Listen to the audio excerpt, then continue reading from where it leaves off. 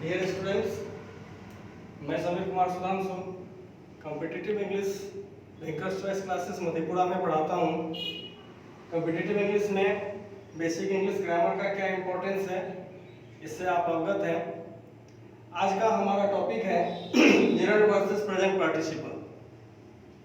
जैसा कि आप जानते हैं कि जेरंड और पार्टिसिपल्स का कॉम्पिटिटिव इंग्लिश में बहुत बड़ा एक रोल है, लेकिन आज के डेट में इसको इतना बड़ा मुद्दा बना दिया गया है।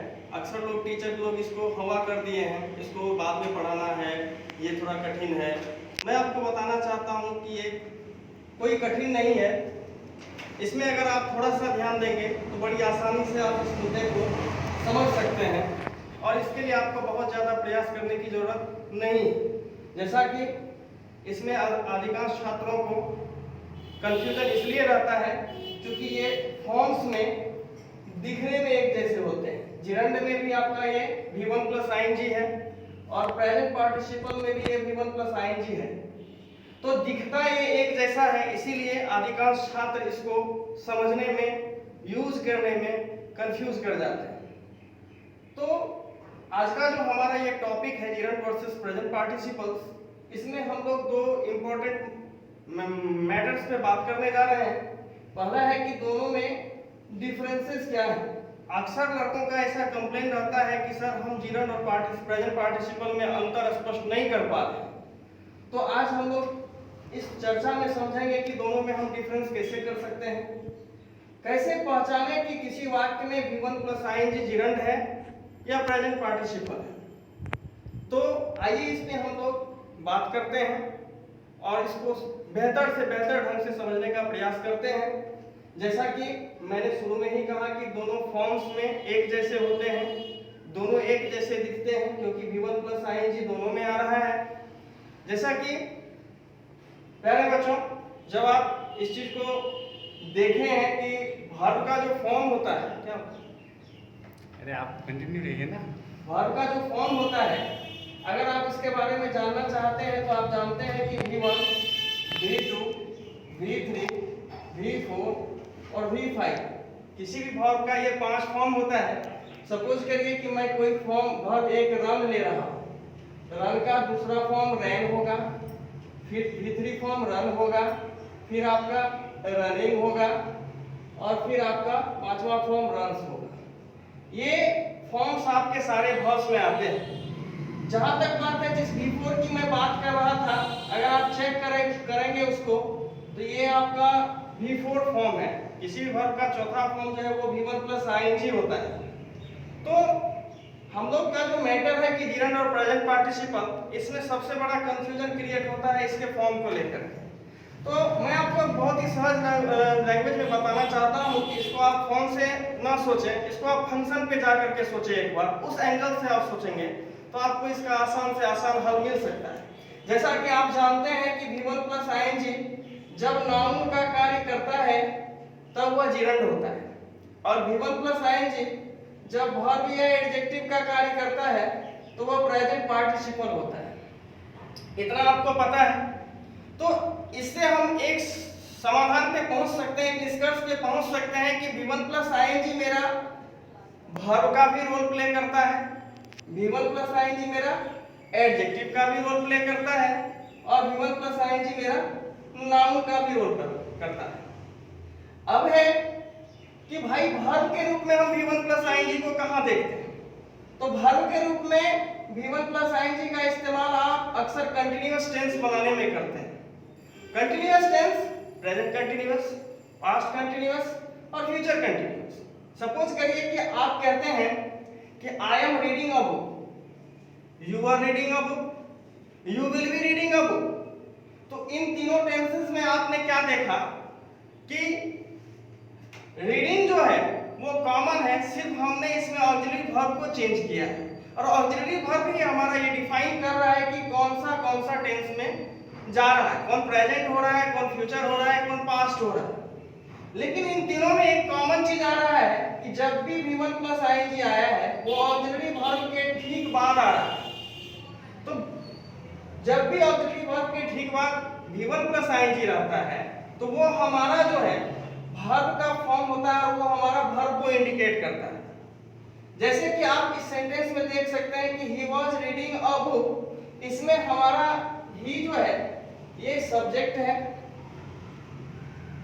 वॉज हमारा ऑक्सिलरी वर्ब है और रीडिंग हमारा मेन वर्ब है। इसमें आप देखिए कि वॉज जो है वो ऑक्सिलरी वर्ब है और उसके ठीक बाद में आपका मेन वर्ब आया है। अब हम चेक करते हैं कि मेन वर्ब का ये कौन सा फॉर्म है, तो V4 फॉर्म। V4 फॉर्म मतलब क्या हुआ, V1 प्लस ing का फॉर्म। और यहाँ पे अगर ऑक्सिलरी वर्ब के तुरंत बाद आपका V4 आए तो वो वाक्य हमारा वर्बियल एक्सप्रेशन वाला होता है और वहां पे V4 जो है एक वर्ब का काम करता है। तो यहाँ पे हम वर्ब को क्या कहेंगे, तो प्रेजेंट पार्टिसिपल कहेंगे।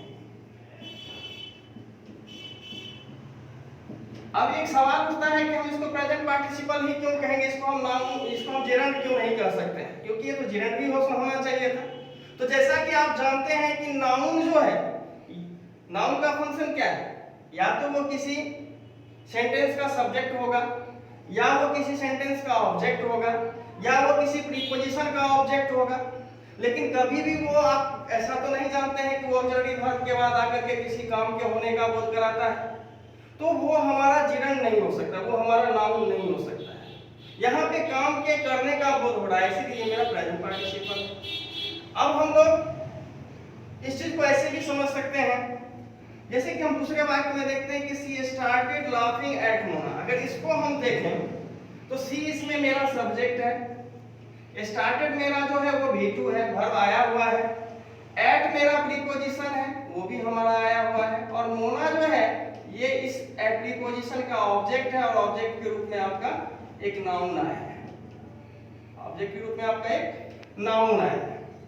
अब अगर हम यहाँ पे बात करें तो एक मेरा लाफिंग V4 जैसा दिख रहा है, तो अब इस V4 को मैं क्या नाम दूं, ये एक सवाल है कि मैं यहाँ पे इसको क्या समझूं। तो चलते हैं हम समझने के लिए इसको कि क्या ये मेरा वर्ब हो सकता है। तो जैसा कि मैंने कहा कि V1 प्लस ing को वर्ब के रूप में अगर हम देखते हैं तो उसके ठीक पहले एक ऑक्सिलरी वर्ब का आना जरूरी है। तो क्या यहाँ पे ऑक्सिलरी वर्ब आया है, नहीं आया है, तो इसको हम कभी भी वर्ब नहीं कर सकते हैं। अब है कि क्या यह एडजेक्टिव है, ये एडजेक्टिव भी हो सकता है, तो नहीं ये मेरा एडजेक्टिव नहीं हो सकता है, क्योंकि एडजेक्टिव भाई क्या करता है, तो किसी नाउन या प्रोनाउन को क्वालिफाई करने का काम करता है। इस वाक्य में देखिए कि सी जो है वो सब्जेक्ट है, स्टार्टेड आपका वर्ब है, एट प्रीपोजिशन है और इसका ये मोना जो है आपका उसका ऑब्जेक्ट है जो कि खुद नाउन है। तो यहाँ पे लाफिंग जो है वो इस वर्ब का क्या बन रहा है, ऑब्जेक्ट बन रहा है। तो अब क्या ये लाफिंग जो है मेरा वर्ब है, नहीं ये मेरा वर्ब नहीं है, इसलिए नहीं है क्योंकि इसके पहले मेरा ऑक्सिलरी वर्ब नहीं है। अब क्या ये मेरा एडजेक्टिव है, अगर ये एडजेक्टिव होता तो किसी नाउन या प्रोनाउन की विशेषता बतलाता। तो इस वाक्य में कौन से नाउन या प्रोनाउन की वो विशेषता बताएगा, कुछ तो ऐसा नहीं है। हाँ ये अलग बात है कि भाई उसने क्या शुरू किया, तो उसने हंसना शुरू किया, तो ये हमारा ऑब्जेक्ट है और ये मेरा यहाँ पे किसी नाउन या प्रोनाउन की विशेषता नहीं बता रहा है, तो ये मेरा एडजेक्टिव भी नहीं है, तो ये मेरा क्या बना, नाउन बना, और जब ये नाउन बना तो ये मेरा जेरंड है। चलिए इसको एक और वाक्य समझते हैं। जैसे हम कहते हैं कि Mona is fond of singing. अगर इस वाक्य में आते हैं तो देखिए मोना सब्जेक्ट है, इज इसका ऑक्सिलरी वर्ब है और फॉन्ड यहाँ पे खुद एडजेक्टिव बैठा हुआ है। अब है कि ये ऑफ है, ऑफ आपका प्रीपोजिशन है और ऑफ के रूप में यहाँ पे फिर सिंगिंग का इस्तेमाल हुआ है। तो जैसा कि आप नाउन के फंक्शन में जानते हैं कि किसी भी प्रीपोजिशन का ऑब्जेक्ट जो होता है वो नाउन बनता है, तो V1 प्लस ing नाउन भी होता है, ऐसा हम जानते हैं।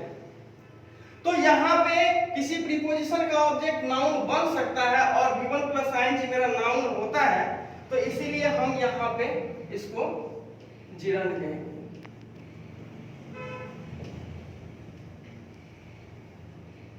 आइए अगले वाक्य में हम लोग देखते हैं इसको और थोड़ा सा गंभीरता से समझने का प्रयास करते हैं। जैसे हम कहते हैं कि we saw a barking dog, तो जहां पे यहाँ पे वी जो है ये एक सब्जेक्ट है, सॉ ऑलरेडी एक वर्ब है और यहाँ पे डॉग जो है वो इसका एक ऑब्जेक्ट है। अब ऑब्जेक्ट के रूप में एक ऑलरेडी नाउन हमारा आ गया है, तो यहाँ पे क्या ये मेरा प्रेजेंट पार्टिसिपल है, इसलिए क्योंकि इसके पहले कोई ऑक्सिलरी वर्ब नहीं आया है। ये मेरा क्या एडजेक्टिव है या ये मेरा नाउन है, यहाँ पे एक कंफ्यूजन है। तो चूंकि यहाँ पे ऑब्जेक्ट के रूप में ऑलरेडी एक नाउन आया हुआ है, और जैसा कि अब अगर हम इसको जिरंट कहेंगे तो यहाँ पे फिर ये मामला फंसेगा कि ये नाउन और ये नाउन दोनों कैसे हो रहा है। जैसा कि आप जानते हैं कि V1 प्लस आईएनजी एडजेक्टिव के रूप में किसी नाउन या प्रोनाउन को क्वालिफाई करता है, तो यहाँ पर जो ये V1 प्लस आईएनजी V4 आया हुआ है, ये अपने तुरंत बाद जो इसका नाउन डॉग आया है इसको क्वालिफाई कर रहा है। और इसको जब ये क्वालिफाई कर रहा है तो जो नाउन को क्वालिफाई करे उसे हम एडजेक्टिव कहते हैं। तो V1 प्लस आईएनजी काम क्या कर रहा है यहाँ? नाउन को क्वालिफाई कर रहा है। तो नाउन को जो क्वालिफाई किया तो ये कॉस किस तरह का इस्तेमाल है? तो ये हमारा एडजेक्टिव से संबंधित सॉल्यूशन है। ये एडजेक्टिव का इसका इस्तेमाल हुआ है यहाँ पे, तो ये मेरा प्रेजेंट पार्टिसिपल होगा।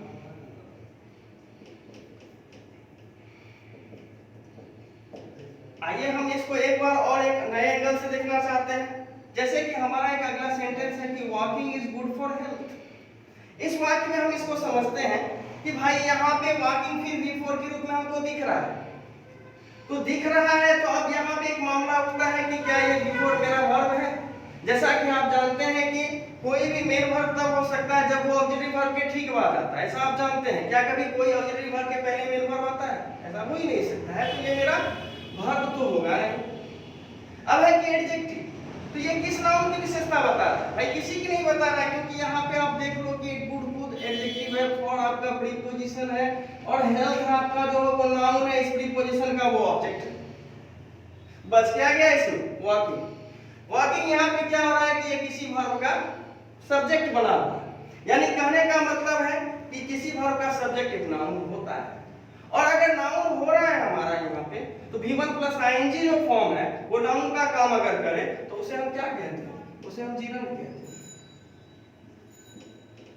अब इन ब्रीफ इसको समझते हैं। इन सारे रूल्स को आप भूल जाइए कि भाई मुझे कुछ याद नहीं है, तब मैं कैसे समझूं कि प्रेजेंट पार्टिसिपल क्या होता है, जिरंट क्या होता है। मैं एक नए एंगल से इसको बताता हूं इन ब्रीफ। इसको आप ऐसे समझिए कि V1 प्लस आईएनजी जिस वाक्य में जैसा काम करेगा वैसा उसका हम नामकरण करेंगे।